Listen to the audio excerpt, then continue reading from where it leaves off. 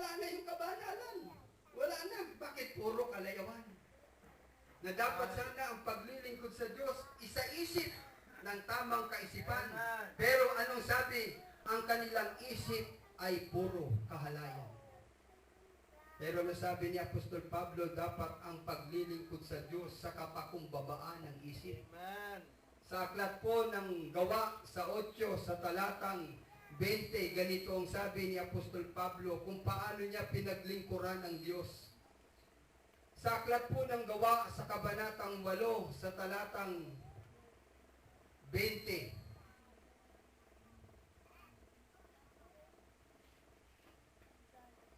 at 20:19 po. 20:19 ng aklat ng Gawa.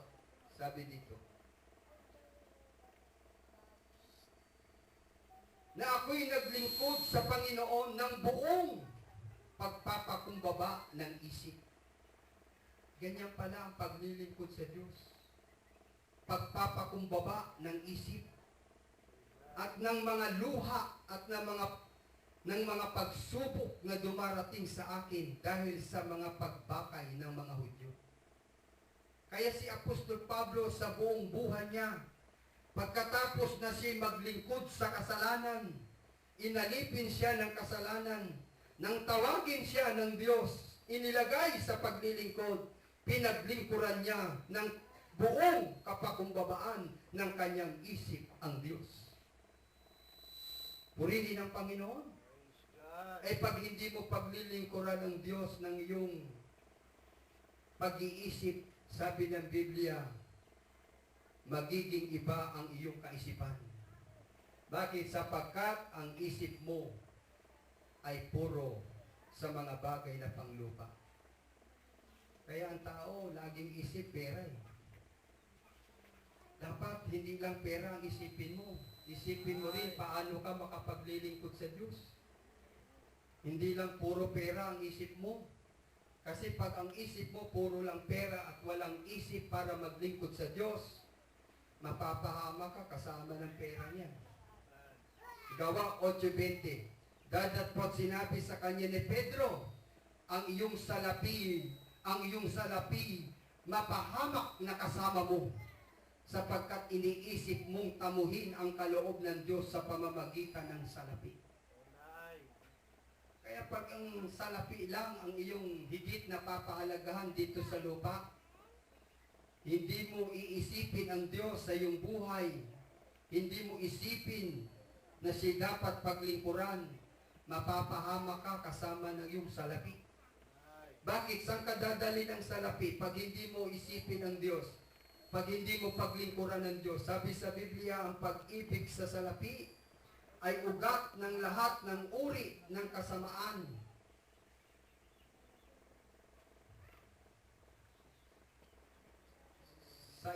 Sapagkat ang pag-ibig sa salapi ay ugat ng lahat ng uri ng kasamaan, na sa pagnanasa ng iba'y nangasinsay sa pananampalataya at tinuhog ang kanilang sarili ng maraming mga kalumpayan. Dadatpot ikaw o tao ng Diyos, tumakas ka sa mga bagay na ito. Takas! Sumunod ka sa katuwiran, sa kabanalan, sa pananampalataya, sa pag-ibig, sa pagtitiis, sa kaabuan. Purihin ang Panginoon. Kaya ang paglilingkod sa Diyos ay kapahayagan ng pagpapasalamat sa Diyos. Bakit? Sapagkat ang paglilingkod ay ginagawa. Hindi lang sinasalita, kundi ginagawa, sapagkat ang pagpapasalamat hindi salita lang, kundi gawa. Purihin ang Panginoon. Kaya ang paglilingkod sa Diyos, una, isinasaisip yan. Isipin mo lagi, dapat ang Diyos paglingkuran. At ang paglilingkod sa Diyos, na may isip, na may pag-iisip, sabi ng banal na kasulatan, yung paglilingkod na yan, tinatanggap ng Diyos. Pero kung ang paglilingkod mo sa Diyos, ang isip mo naman mali, wala rin yun. Kailangan yung isip mo sinasang-ayunan ng salita ng Diyos. Bakit? Sapagkat iba kasi ang kaisipan ng laman sa kaisipan ng Espiritu.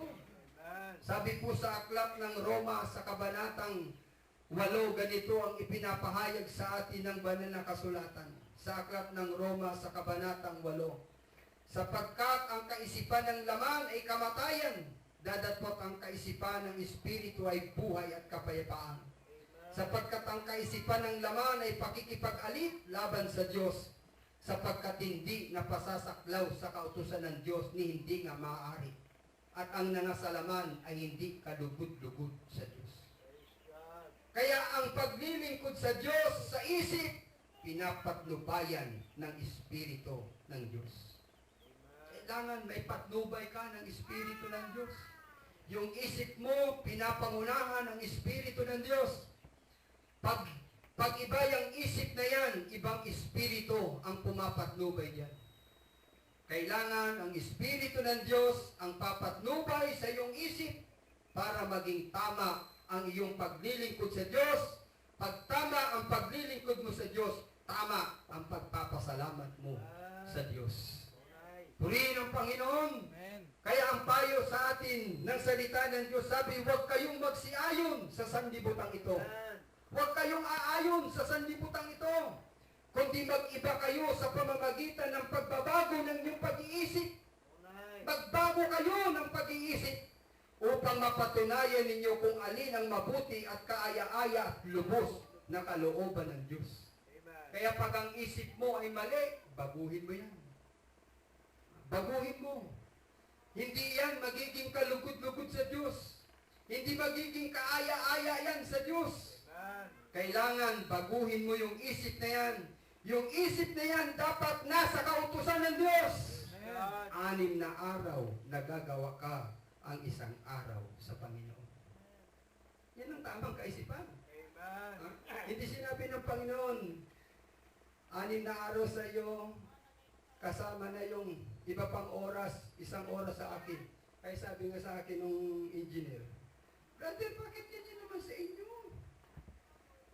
Dapat sana pagdating ng hapon, makapaghanda na tayo ng mga dadali natin ng Lunes, may sakay na sa truck, para bukas, madaling araw pa lang, makabiyahe ka na. Bakit ganun? Ang haba naman yan, mula umaga hanggang gabi. Nakalimutan niyo po ba yung kautusan? 6 na araw, gagawa ka 1 araw sa Panginoon. Hindi po sinabing 1 oras. Amen. Kumbaga, sa 7 piso, 6 na piso na sa iyo, piso lang ang sa Panginoon, kukunin mo pa, piso na lang nga, 6 na piso na nga yun sa iyo Piso na lang yung kanya, kukunin mo pa pati piso. Oh. Eh, ang ginawa, hindi nga piso ginawa 50 na lang sa Panginoon Sa kanya, 650 na. Hindi mo yan? O baka nga, 25 na lang sa Panginoon 675 pa kanya Hindi mo yan? Yan ang mahirap. Anong kaisipan yan? Sabi ng Biblia, dapat pag-iisip na kay Kristo. Gayahin natin ang pag-iisip ng Panginoon. Pag-iisip na may kapakumbabaan, na laging inuuna yung kapasyahan ng kanyang Ama, na dapat sana'y siya'y Diyos, na sabi ng Biblia, bagamat siya'y nasa anyong Diyos, pero hinubad niya ito, nag-anyong alipin, nakitulad sa mga tao ng masumpungan sa inyong tao, nagpakababa, nagmasunurin, hindi naging tamad, nagmasunurin hanggang sa kamatayan, hindi hanggang sa kaya lang niya, hanggang sa kamatayan, oo, sa krus. Diba? Hanggang sa krus Diba yan? Ako, pastor, hanggang sa kaya ko lang. Diba yan? Hindi nga ganun hindi sinabi sa hanggang sa kaya mo lang Sabi sa Biblia, walang urungan